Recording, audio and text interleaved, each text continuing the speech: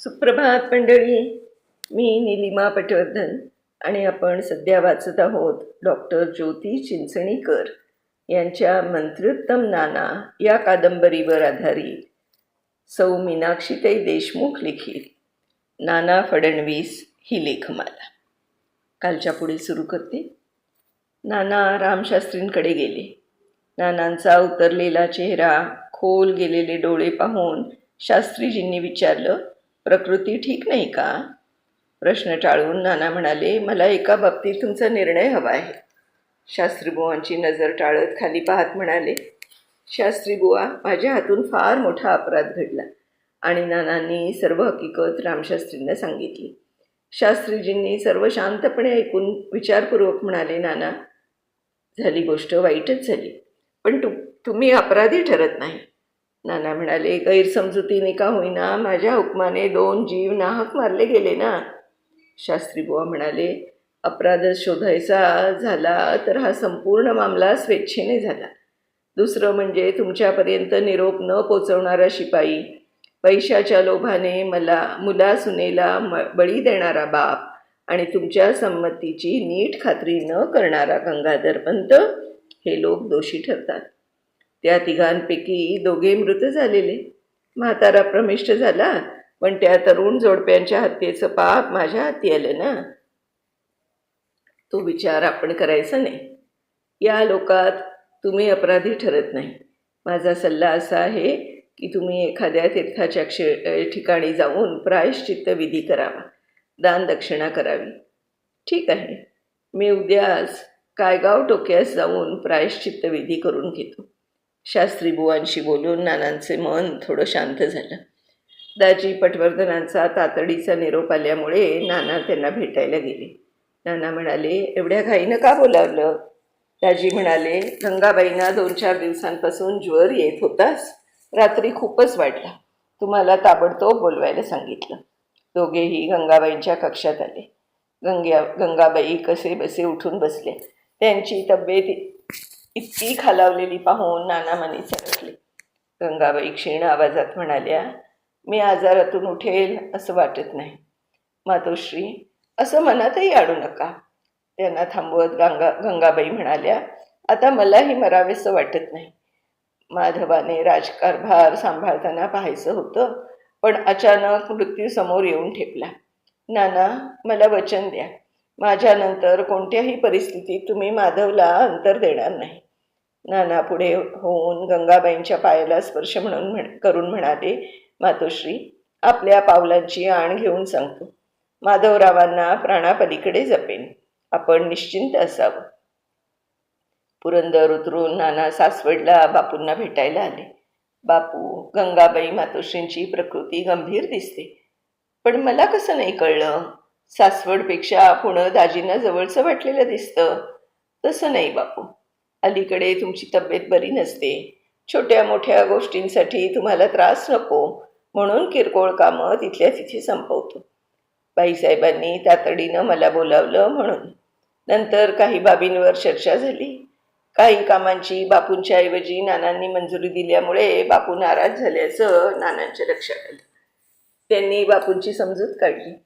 त्याच रात्री गंगाबाईंची तब्येत अत्यवस्थ झाली. पहाटेच्या सुमारास प्राणज्योत मावळली.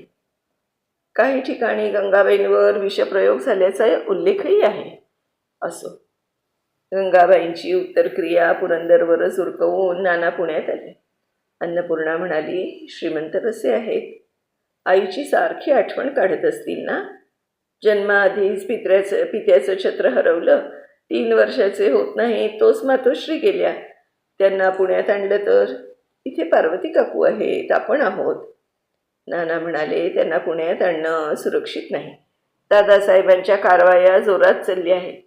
आनंदीबाईंना पुत्र झाल्यापासून त्यांच्या राजकारणाला आऊत आला आहे. पुण्यातील असंतुष्ट आत्म्यांची त्यांना साथ आहे. त्यात आपले मोरोबा.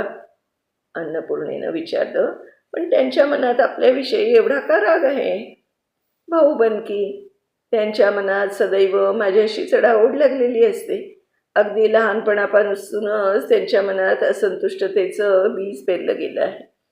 मी तब्येतीने अशक्त, किरकोळ म्हणून माझी थोडी जास्त काळजी घेतली जात होती, हेही त्याला पाहवले जात नव्हतं. मी 12 वर्षाचा असताना घोड्यावरून पडलो होतो.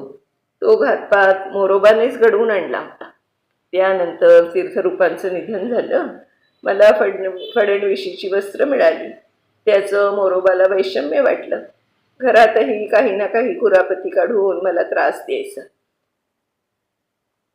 मग घरात कुरबुरी होऊ लागल्या. शेवटी आईनं पुढाकार घेऊन पिढीजात संपत्तीची वाटणी केली आणि आम्ही वेगळे झालो. पानिपत नंतर आई आणि पत्नी दोघी गेल्या. तेव्हा मोरोबानं आधार दिला तर नाहीच, पण माझ्या त्या दुःखद परिस्थितीचा आनंद मात्र मानत असे तो. मला खरा धीर दिला शास्त्रीबुवा, हरिपंत आणि नंतर खऱ्या अर्थानं माणसात तू आणलंस. मला खरं घर तुझ्यामुळे मिळालं.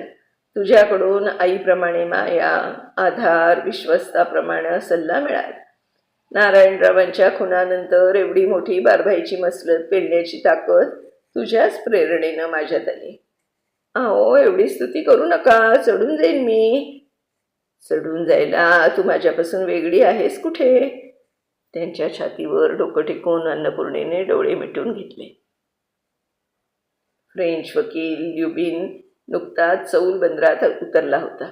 त्याने नानांकडे भेटीची परवानगी मागितली. नानांनी त्याला येण्याचं निमंत्रण दिलं. एवढंच नव्हे तर बोरघाटातून पुण्यापर्यंत आदराने आणण्याची व्यवस्था केली. पुरंदरात बाळपेशव्यांची भेट घालून दिली. त्यानंतर पुणे दरबारातही त्याचं भव्य स्वागत करून त्याला मानानं ठेवून घेतलं. हरिपंत म्हणाले, नाना, आज दरबारात लिबिनचा केलेला मानसन्मान पाहून मॉस्टिनचा नुसता तीळ पापड झाला. नाना म्हणाले, नाक दाबल्याखेरीज तोंड उघडत नाही. हे इंग्रज फार कावेबाज. त्यांना त्यांच्या तोडीचे उत्तर द्यायला हवे. हरिपंतांनी विचारलं, ल्युबिनला आपण कशासाठी ठेवून घेतलं? काय फायदा? नाना म्हणाले, त्याला जवळ एवढ्यासाठीच केलं की केवळ इंग्रजांच्या नाकाला मिरच्या झोंबाव्या. इंग्रजांनी पुरंदरचा तह धुडकावून दादासाहेबांना आश्रय आणि मदत देणं चालूच ठेवलंय. आपण फ्रेंचांशी दोस्ती करून त्यांना काटशह देऊ शकतो, एवढंच इंग्रजांना दाखवून द्यायचा विचार. हरिपंत म्हणाले, नाना, हा मॉस्टिन अत्यंत कारस्थानी मनुष्य आहे. दादासाहेबांना इंग्रजांची मदत मिळवून देण्यात याचाच हात जास्त आहे. अलीकडे मोरोबांकडे मॉस्टिनचा नोकर वारंवार येत असतो. असं लक्ष ठेवायला हवं. सकाळी अन्नपूर्णा नानांना म्हणाली, आज पार्वती काकूंकडून वाल्मिकी रामायण आणायला हवं. चमकून नानांनी तिच्याकडे बघितलं. ती लाजलेली पाहून नानांना तिच्या शब्दाचा अर्थ कळला. अनु, यावेळी नक्की मुलगाच हवा.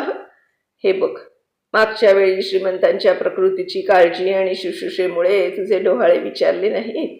यावेळी कसर भरून काढे. सांग, तुझी काय इच्छा आहे? सांगू? हो, अगदी खरं सांग. आपण आपल्या मेनवलीच्या वाड्यात 4 दिवस निवांत राहायला जाऊया. मला तिथलं सृष्टी सौंदर्य, घाट, खळखळत फेसाळत येणाऱ्या कृष्णेचा उसळता प्रवाह पाहायला खूप आवडतं. घाटावर जोडीनं बसून टिपूर चांदण्यात न्हावून निघावंसं वाटतं. नाना म्हणाले, मला सुद्धा ती जागा फार आवडते. येत्या पौर्णिमेला 4 दिवस नक्की मेनवलीत फक्त तुझ्यासाठीच जाऊया. पण तो योग जुळून आलाच नाही. होळकरांशी मोरोबांनी संगनमत करून आपल्या विरुद्ध काहीतरी कट कारस्थान चालू असल्याचा नानांना संशय येऊ लागला. तसं त्यांनी बापूंजवळ बोलून दाखवलं होतं, पण बापूंनी कानाडोळा केला. एक दिवस काही पठाण आणि गार्दी दस्तकाशिवाय औरंगाबादहून पुण्याकडे येत असल्याची खबर नानांच्या हेरांनी दिली. नानांनी ताबडतोब पुरंदरहून फौज पाठवून त्यांचा बंदोबस्त केला. तपासांती कळलं की या लोकांना गुप्तपणे मोरोबांनी नोकरीत ठेवलं होतं. नानांनी सावध होऊन हालचाली सुरू केल्या. हरिपंत आणि पटवर्धन कर्नाटकात आहे. कर्नाटकात हैदरच्या मोहिमेवर गेले होते. महादजी शिंदे करवीरकरांशी लढण्यात अडकले होते. ही संधी साधून मोरोबांनी होळकरांना आपल्याकडे वळवून घेतलं होतं. नानांच्या बाजूने खंबीर सेनापती पुण्यात किंवा आसपास नव्हताच. नानांनी निजाम आणि भोसले दोघांकडेही फौजा तयार ठेवण्याचा निरोप पाठवला. आपले गार्दी नानांनी पकडल्याचं कळल्यावर मोरोबांनी होळकर, चिंतो विठ्ठल, पुरंदरे यांच्या फौजेंसह चालून आले. ही फौज जवळजवळ 16,000 होती. फौज चालून येत असल्याचं कळताच नाना तातडीने पुरंदरास निघून गेले आणि बंदोबस्तात राहू लागले. मोरोपंतांना पुण्यात विरोध झालाच नाही. त्यांनी संपूर्ण शहरातील नानांच्या चौक्या उठवून आपले चौकी पहारे जारी केले. शनिवारवाड्यात जाऊन आजारी पार्वतीबाईंकडून जबरदस्तीने शिक्के, कट्या, जरीपटका आणि नौबत हासिल केली. यावेळी बापू सासवडला होते. या सर्व प्रकरणात ते तटस्थ राहिलेले पाहून तेही मोरोपंतांना सामील असल्याचा अंदाज नानांना आला. ते सासवडला येऊन बापूंची भेट त्यांनी घेतली आणि मध्यस्थी करून मोरोबांची बोलणी सुरू केली. मोरोबा म्हणेल त्याला आपण तयार आहोत अशी भूमिका नानांनी घेतली. त्यामुळे मोरोबांच्या लढण्याचा जोशच गेला. नाना म्हणाले, केवळ पुरंदर आणि बाल पेशव्यांचा बंदोबस्त माझ्याकडे ठेवला तरी मी कारभार सोडायला तयार आहे. मोरोबांनी बापूंना केवळ नामधारी मुख्य कारभारी करून सर्व कारभार आपल्या हाती घेतला. होळकरांनी असा कडक बंदोबस्त ठेवला की मोरोबांच्या हुकमाशिवाय राज्यातलं पानही हलू नये.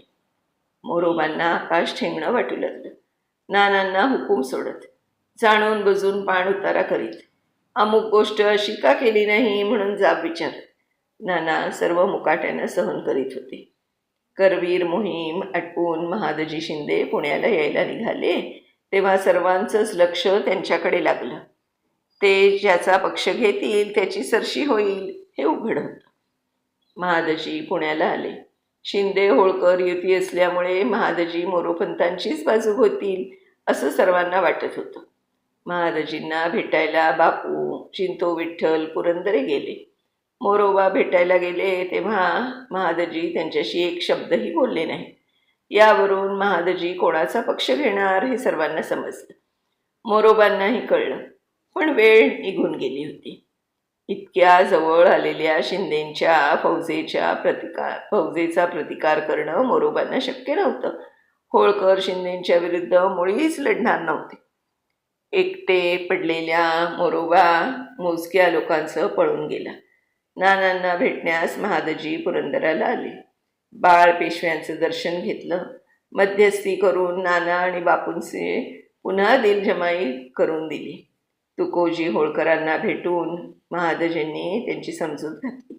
शिंदे होळकर एकत्र राहण्यातच सर्वांचं हित आहे हे होळकरांना पटवून त्यांना नानांच्या बाजूनं वळवलं.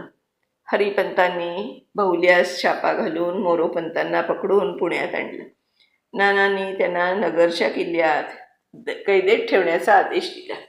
मोरोबांच्या कारस्थानाचा पुरता बिमोड झाल्याने महादजी शिंदे यांच्या सन्मानार्थ नानांनी खास मेजवानीचा बेत केला.